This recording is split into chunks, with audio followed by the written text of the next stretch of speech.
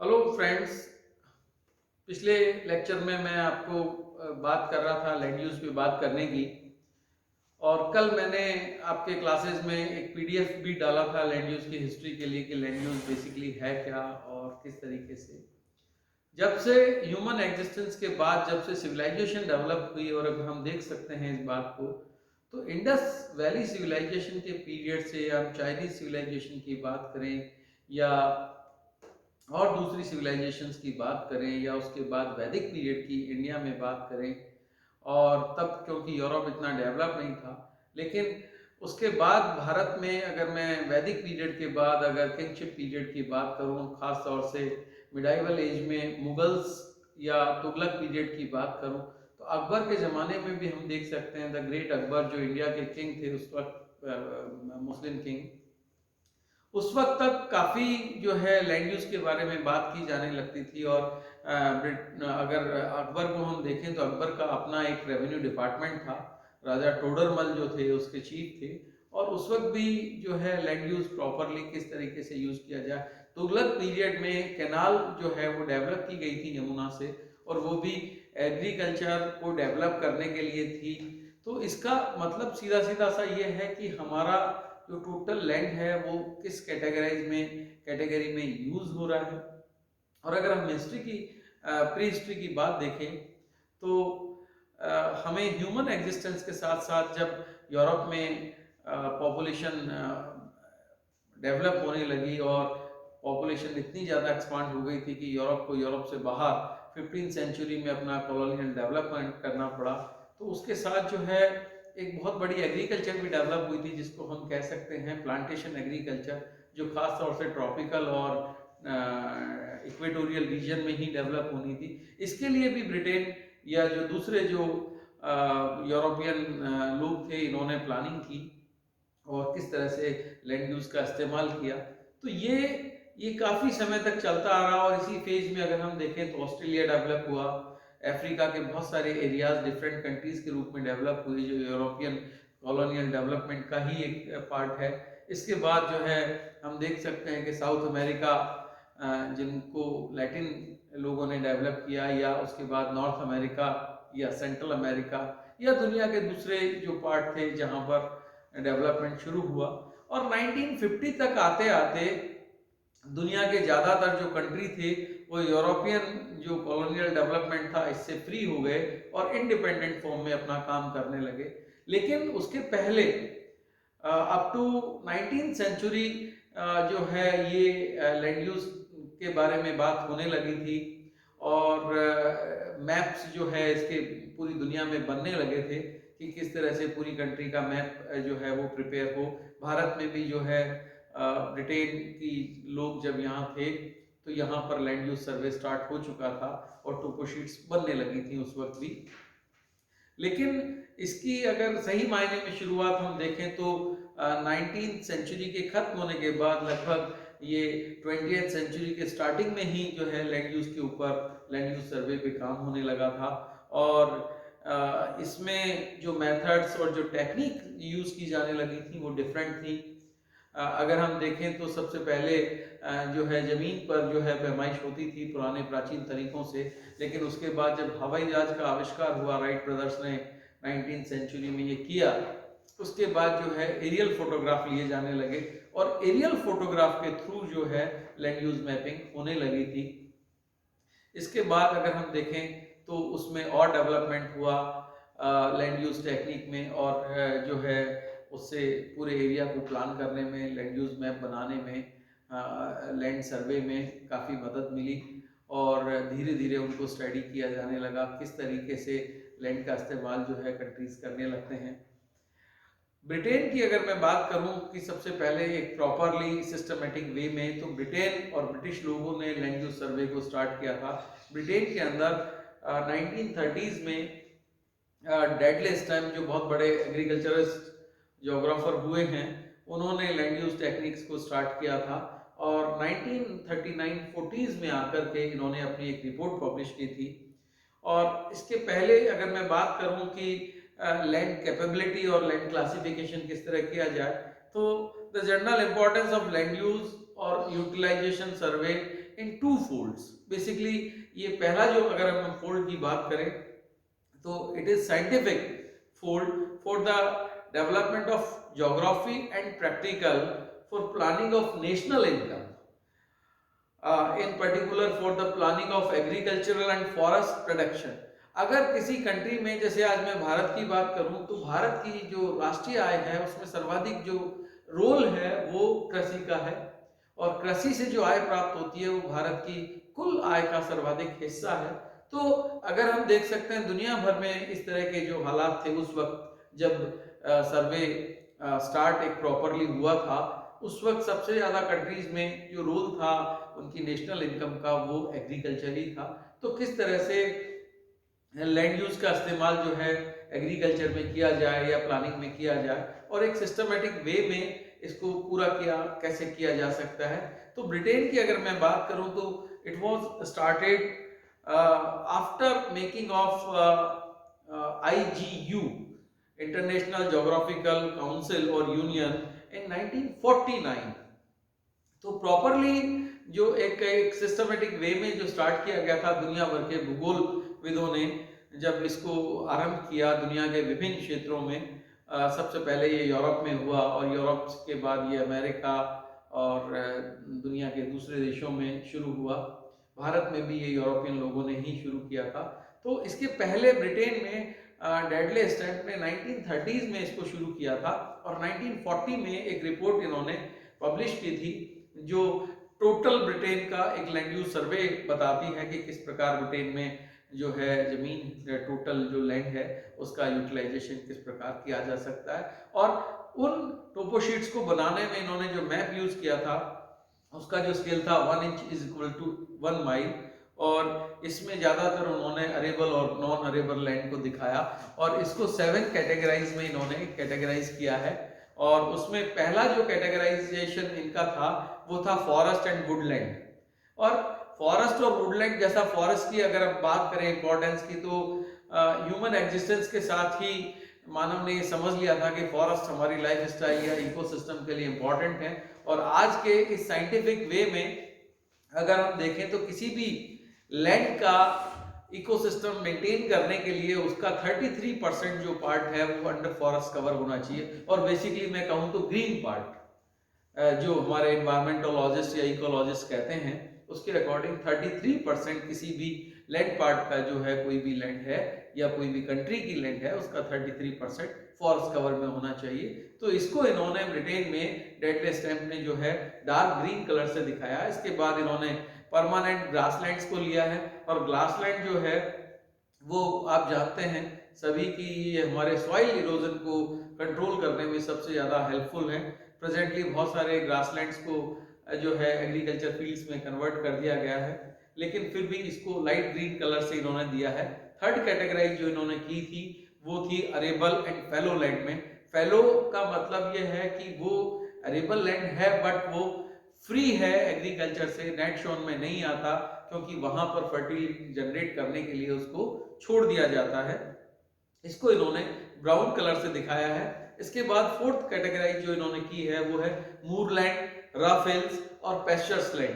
Pastures का मतलब है जो जो जो ग्रेजिंग या जो चारागाह होते हैं, जहां पर पशु जो है खुले में चरते हैं, चराई करते हैं, ग्रेजिंग अपनी करते हैं। या रफ लैंड का मतलब जो रफ हिल्स हैं, जो जो हमारे ज्यादातर जो इसको इन्होंने लिया है वो इन्होंने येलो कलर से इसको दिखाया है। उसके बाद गार्डन्स और ऑर्चार्ड्स है, इनको वॉयलेट कलर दिया है इन्होंने। और इसके बाद जो settlement, non arable, mining, roads के बाद रेलवे डेवलपमेंट और दूसरे जो एयरपोर्ट्स और इस तरह की जो लैंड है उसको इन्होंने दिया है। सेटलमेंट की अगर मैं बात करूं तो सेटलमेंट का जो एरिया था वो पॉपुलेशन के साथ ही बहुत ज़्यादा हो गया है। पहले ये बहुत छोटे रूप में था, लेकिन इसके सिटी अगर कोई डेवलप होता है और जब उसका डेवलपमेंट शुरू होता है तो town to city, city to metro city, metro to mega city to megapolis and megalopolis, इस तरह से जो डेवलप होते जाते हैं सिटी, तो इसमें जो इसका सराउंडिंग का जो लैंड है वो एक्वायर किया जाता है। और वो जनरली सिटी सराउंडिंग्स में जो लैंड अवेलेबल है वो ज़्यादातर फर्टाइल सॉइल का एरिया यानी अरेबल लैंड का एरिया होता है। तो वो इसमें जो है उसका नुकसान होता है। इसको इन्होंने जो है, और ख़ास तौर से जब ट्रांसपोर्ट के लिए रोड्स को या रेल रूट को डेवलप किया जाता है तो भी जो है उसमें लैंड यूज़ होता है, तो वो हमारे लिए non usable for agriculture sector जो है वो होता है। या जब किसी एरिया में माइनिंग की जाती है तो माइनिंग के अंदर बहुत सारा जो एरिया है वो हो जाता है। इसी तरह से इसको इन्होंने जो शो किया है मैप के ऊपर वो रेड कलर से किया है। और इसके बाद वाटर बॉडीज को हम अलग अलग फॉर्म में देख सकते हैं कि कहीं मार्शी लैंड के रूप में है, कहीं वो रिवराइन फॉर्म में है, कहीं वो पॉन्ड्स के रूप में है, कहीं लेक्स के रूप में है। तो सॉरी, ये जो वाटर बॉडीज हैं ये भी काफी लैंड एरिया कवर करती हैं और इसको इन्होंने ब्लू कलर से दिखाया है। तो अगर हम देख सकते हैं कि ये ब्रिटेन का 1940s में जो दिया हुआ एक जो डेड लिस्ट की रिपोर्ट में ये एक लैंड क्लासिफिकेशन है। लेकिन लैंड क्लासिफिकेशन के साथ बहुत सारी चीजें जो है जुड़ी हुई हैं कि प्लानिंग जो होती है किसी भी कंट्री का किसी भी एरिया के लिए वो लैंड यूज मैप के बाद ही हो सकती है प्रॉपरली।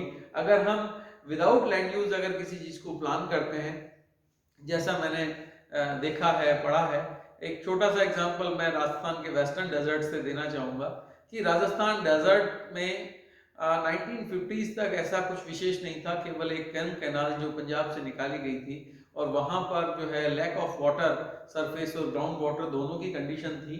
लेकिन बाद में एक वर्ल्ड का सबसे बड़ा इरिगेशन प्रोजेक्ट, मल्टीपर्पज प्रोजेक्ट यहाँ लाया गया और उस प्रोजेक्ट ने एक बहुत बड़ी जो थी कि जब भी हम किसी एरिया को प्लान करने जाते हैं तो एक पर्टिकुलर सेक्टर में प्लानिंग होने के साथ ही दूसरे बहुत सारे जो सेक्टर्स हैं वो नेगेटिव होने लगते हैं। जैसा इस प्रोजेक्ट के साथ हुआ कि यहाँ जो बहुत सारी जो डेजर्ट एरिया थी उसको अरेबल लैंड में कन्वर्ट करने के लिए या पॉपुलेशन सेटलमेंट को डेवलप करने के लिए ये प्रोजेक्ट लाया गया था। 1958 से शुरू हुआ और अभी तक ये अपने प्रोसेस में है और ये पूरा का पूरा जो वेस्टर्न इंटरनेशनल बाउंड्री है उसके साथ साथ चलता आ रहा है राजस्थान में। लेकिन यहाँ एक चीज देखने को मिलती है कि जहां पहले 0% मॉइस्चर था वहां मोर देन 70% मॉइस्चर मिलता है। जहां सीजनल डिजीज नहीं के बराबर थी या बिल्कुल ही नहीं थी, फिजिक्स के हिसाब से हम देखें तो डिजीज फ्री लोग ज्यादातर वहां सीजनल डिजीज की मैं बात कर रहा हूँ। लेकिन जब से ये प्रोजेक्ट आया बहुत सारा जो वहां पर सीजनल डिजीज डेवलप होने लगा, मॉस्किटो डेवलप होने लग गए, उसके कारण यहाँ epidemic in form of malaria dengue आने लग गया है। बहुत सारा थाउजेंड्स ऑफ हेक्टेयर जो लैंड है वो वाटर लॉग्ड एरिया में कन्वर्ट हो गई है क्योंकि नीचे जिप्सम होने से, पोरस रॉक्स होने से ये जो है वाटर लॉग्ड एरिया में डेवलप हो गया है। साथ ही जो फॉरेस्ट कवर हो रहा है, जो यहाँ पर पहले जीरोफाइट टाइप का जो वेजिटेटिव कवर मिलता था, अब डेसिडियस टाइप का जो कवर है वो डेवलप होने लगा फॉरेस्ट का। वो प्लांट्स जो डेसिडियस में पैदा होते थे वो अब डेजर्ट में बहुत अच्छे तरीके से सरवाइव कर रहे हैं। तो it is changing the geographical conditions because of water. तो ये जो कंडीशंस आई हैं, अगर हमारे प्लानर्स ने इस तरह की चीजों को ध्यान दिया होता कि हम ये शॉर्ट टर्म के लिए बहुत अच्छा है, 50 साल में अगर हम देखें 10-20 साल या 50 साल तक, तो ये बहुत अच्छा प्रोजेक्ट है जो एग्रीकल्चर को। लेकिन लॉन्ग टर्म की बात करें जहाँ 50 साल या 100 साल बाद, तो ये क्लाइमेटिकली एरिया जो है बिल्कुल चेंज होने जा रहा है। इससे कंट्री के क्लाइमेट पे या कंट्री के इकोसिस्टम पे बहुत बड़ा प्रभाव पड़ सकता है। तो ये इसकी जो नेगेटिव फेज हैं वो सामने आती हैं। एक नया नाम आजकल और चल रहा है, वो है सस्टेनेबल डेवलपमेंट। सस्टेनेबल डेवलपमेंट का सीधा सा मीनिंग ये है कि जब हम किसी एक सेक्टर को डेवलप करते हैं तो दूसरे किसी सेक्टर को डिस्टर्ब किए बिना, और ये तभी संभव होता है जब हमारे पास एक प्रॉपर लैंड यूज मैप हो और उसमें सारी चीजें सामने हो कि वहाँ का जो क्लाइमेट है वो किस तरह का है, सॉइल का जो स्लोप है, जो लैंड का जो स्लोप है वो किस तरफ है, लैंड का जो यूटिलाइजेशन है वो किस तरफ है, कौन सी पॉपुलेशन उस एरिया में है, वो कितना अफेक्ट होती है। चाहे वो बहुत बड़ी, आज अगर हम कोई ऑयल रिफाइनरी को या इस तरह की कोई बड़ी इंडस्ट्रीज को जब प्रोड्यूस करने जाते हैं तो जिस एरिया में करते हैं उसमें कौन सा एग्रीकल्चर है, कितना अरेबल लैंड है, कितना नॉन अरेबल लैंड है, तो ये सारा चीज़ें जो है देखने के बाद ही उसको डेवलप कर सकते हैं। दूसरा, आज हमारे पास जो लेटेस्ट टेक्नोलॉजी है उसमें हम देखते हैं रिमोट सेंसिंग। रिमोट सेंसिंग जो है वो सैटेलाइट टेक्निक है और इसके ऊपर जो है हमें पूरे अर्थ का एक व्यू मिलता है। तो जिस एरिया को हम प्लान करने जाते हैं उस एरिया के लिए जो है हमारे पास FCC यानी फॉल्स कलर कंपोजिट जो पिक्चर्स आती हैं उसको रख कर के सामने और हम हर चीज़ को प्लान कर सकते हैं। उसमें छोटी से छोटी चीज़ भी हमारे सामने आ सकती है कि किस तरह से हम जो है, तो बेसिकली लैंड यूज जो टेक्निक्स हैं वो इतनी ज़्यादा आजकल काम में ली जा रही हैं कि हमें किसी भी लैंड एरिया की मैपिंग करने के लिए, उसको प्लान करने के लिए जो है इन टेक्निक्स के माध्यम से बहुत ज़्यादा जो है बेनिफिट मिल रहा है।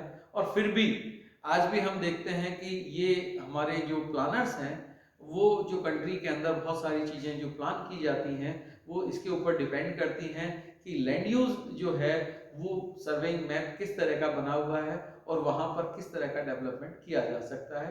तो दुनिया भर में आज जो लैंड यूज के लिए जो टेक्निक यूज की जा रही है वो लेटेस्ट टेक्निक है और इसमें खास तौर से मैप मेकिंग में बहुत कम टाइम लगता है। किस एरिया में आजकल जो माइनिंग भी है वो भी साइंटिफिक हो रही है, ज़मीन का कम से कम हिस्सा जो है वो वेस्ट किया जाता है और साइंटिफिक माइनिंग का जो एक मेजर एम है, पहले जो ओपन माइंस होती थी उसमें थाउजेंड्स ऑफ हेक्टेयर और जो ज़मीन है वो वेस्ट हो जाती थी, पर आज सिस्टमेटाइज प्रॉपर वे में जब माइनिंग की जाती है या कोई भी रेल और रोड डेवलप किए जाते हैं, चाहे वो एयरपोर्ट डेवलप किए जाते हैं या सिटी को टेक्निक्स ऐसी आ गई हैं कि हॉरिजॉन्टल की जगह वर्टिकली डेवलप किया जा रहा है, मल्टी स्टोरी बिल्डिंग्स बन रही हैं। इससे जो सिटी एक्सटेंड हो रहे थे उनको रोका जा रहा है धीरे धीरे। तो इस तरह से अगर मैं लैंड यूज की बात करूं कि लैंड यूज एग्रीकल्चर के वे में अगर हम देखें तो कितना ये उसको अपना रोल प्ले कर पाता है प्लानर्स के लिए, और एग्रीकल्चर लैंड को बगैर नुकसान पहुंचाए कितना नया एरिया ऐसा है जिसको हम एग्रीकल्चर में कन्वर्ट कर सकते हैं अरेबल लैंड के फॉर्म में, या किस एरिया में कहाँ तक जो है उसको इरिगेट कर सकते हैं, इरिगेशन के लिए जो है कैनाल डेवलपमेंट कर सकते हैं या किसी वेस्ट एरिया में जो है पॉन्ड या लेक का डेवलपमेंट किया जा सकता है। तो ये बेसिकली लैंड यूज एक ऐसा एक इम्पॉर्टेंट टॉपिक है जो किसी भी कंट्री के प्लान करने के लिए सबसे इम्पोर्टेंट रखता है। अगर मैं भारत की बात करूं तो भारत में जो टोटल लैंड है उसका मोर देन 95% लैंड यूज देखने को मिलता है। तो ये हम कल बात करेंगे कंट्रीज के बारे में कि वन बाय वन कि ब्रिटेन का लैंड यूज जो है वो किस तरह से है, भारत का किस तरीके से है, अमेरिकन लैंड यूज जो है वो किस तरीके से। तो ये बेसिक एक इंट्रोडक्शन था लैंड यूज के ऊपर कि how it is important, what the techniques and methods are used in land use mapping, and what the land capability and classification system. Thanks to all.